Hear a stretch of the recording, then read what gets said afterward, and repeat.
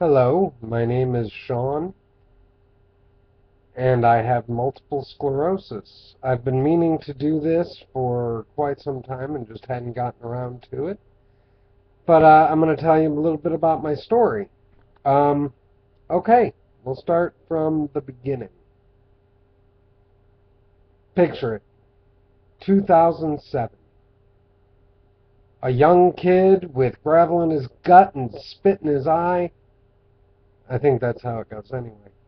Uh, I started noticing that I had some balance problems, and I didn't know exactly what was going on. I thought there was some sort of inner ear thing going on. You know, I just wasn't sure. And so I had a bunch of medical tests done. At the same time, I noticed that my right hand, this is my right hand, promise, my right hand was just shaking and like I couldn't hold a mouse, couldn't do anything like that. So I didn't know what was happening. I thought, well, maybe I've got an inner ear infection, brought on by a cold. I've had sinus and allergy problems my whole life, and that, so I started getting that all checked out. I had a pretty good job with good health insurance, and they did a whole bunch of tests.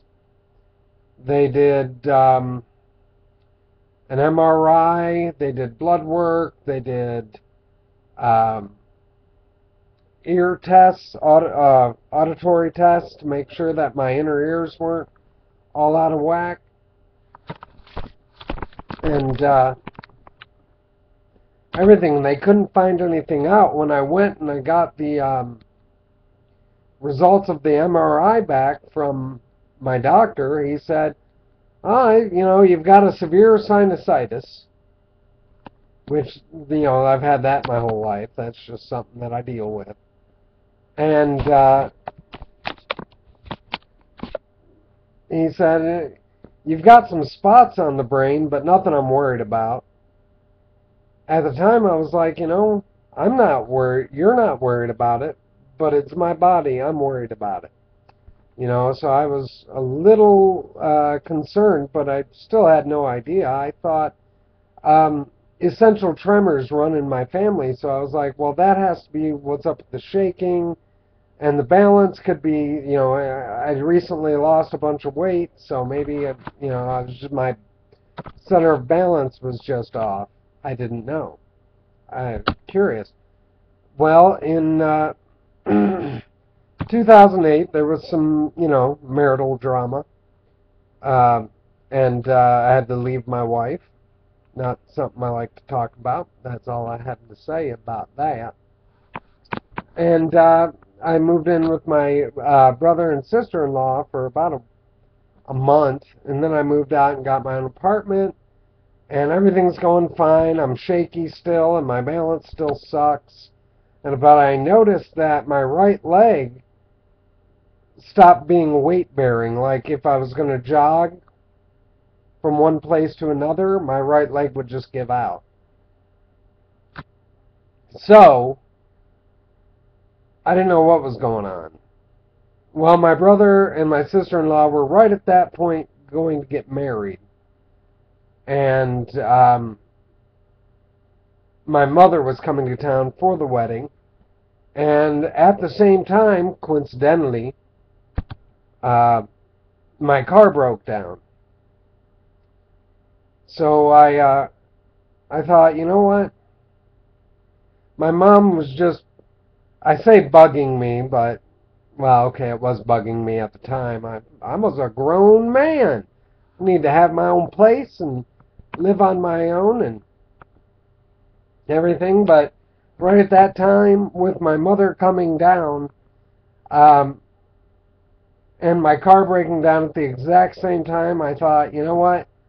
I'm going to move there, move down to Tennessee. That's what my mother had been bugging me about. I don't know if that's what I said. That gets into some of the cognitive problems that have come up. But I thought, you know what, I'm going to move down while God's still letting me think I have a choice in the matter. So I moved to Tennessee. Um, while in Tennessee, all the symptoms of my MS just got worse and worse. And remember, I still didn't know what it was, had no idea about it. Just thought it was this essential tremors, and then, I didn't know. So the doctor that I went and saw down here in Tennessee, he sent me to get another MRI. And in this MRI, they gave me contrast. What contrast does is it will highlight the lesions in your brain. Just highlight anything out of the ordinary. If any doctors watch this, they could probably give a little better description. But I went and I got that done, and then went to a neurologist. The neurologist told me, well, you have Parkinson's disease. I don't know why she was Cuban, but she was foreign, Israeli probably. But anyway, so I'm going under the assumption that I have Parkinson's disease. That is not that did not help. They started giving me dopamine and a ton of other Parkinson's drugs that did absolutely nothing for me. So 9 months went by. I'm just getting worse and worse, getting to the point where I can't walk without being hunched over, and I've just lost, my right arm is just gone. There's nothing left. I can't write with it or anything. And, I can't stay standing for more than 10 or 20 minutes without having to sit down. Finally, I meet a guy I was going to a gym to exercise, and I met a guy, and he said, you know what? I've got connections at Vanderbilt. I'm going to get you into Vanderbilt. And, they'll take a look, see what's going on. So I got an appointment at Vanderbilt, and I went in, took my MRI CD with me, which I still have somewhere. But I did that, and the doctor put it in, and I went with four of the most beautiful women I've ever known. And they were there with me, kind of holding my hand in a very Christian manner, just making sure I was okay. And the doctor put the CD in, looked at my brain, and I said, well, Doc, what do you think? Oh, you have MS. I went, why was I told that I had Parkinson's disease? What's going on here? And he said, we need to get you treated immediately. I can only guess because it had gone so long untreated, and I was just so horrible, so bad off at that point. Like, walking was like just a horrible chore, and everything was just awful. Within a week and a half, this was right before Christmas. My mother calls it a Christmas miracle. But they had to I didn't have insurance at this point. So they had to do a lot of things on a charity basis. And so it came about, and they were looking to try to get me treated, trying to figure out how they were going to get me treated. Everything, with everything, I didn't have any money. And finally, my mother gets a call. I don't know where I was. I was probably at the coffee shop, or I don't know why I would have been at the coffee shop. I quit drinking coffee. I was probably at the gym working out, but I got back from wherever it was I was, and my mom said, they're going to treat you on Monday. They're going to go in and they will give you an IV, and you will get a steroid solution. I said, okay. it was crazy. I went into Vanderbilt, their MS clinic, MS infusion center. That's where they give you the IVs and they give you all these treatments. I went in and it was nearly instantaneous. As I sat in the chair and she put the IV in, and I started getting the super steroids.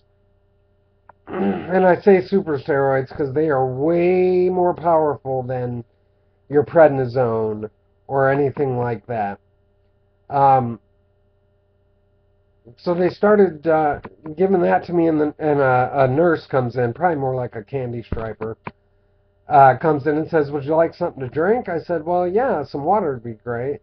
And she came back in a few minutes later and handed it out to me with her hand straight out at me. I don't know. Okay, there's my hand. And I just reached out and grabbed it and drank it like there was no problem. And it was really miraculous. And since then, things have gotten so much better for me. I got on disability, Social Security disability, which doesn't make you feel like much of a man when, the government's giving me my allowance per month. But you do what you got to do, right? Uh, Above all things, I'm a realist, so I understand that I'm not going to be able to go have a job working on a car or mowing a lawn or something. So I get disability, but with that comes vocational rehab, which is a program set up by the state, set up by the federal government, where the state pays for my school, pays for college or, trade school or whatever. I'm going to college. And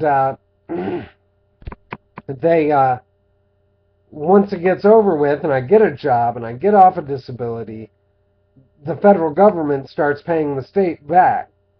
So that I can't say enough about voc rehab, the voc rehab system. At the school, I've got some problems. I can't write. My right arm is just gone as far as anything intricate um, and stuff like that.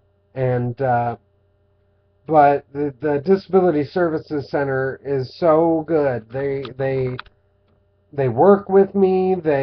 I'm allowed to take tests alone in private. Um, I can have a proctor, um, someone to write the test answers out for me if it's needed.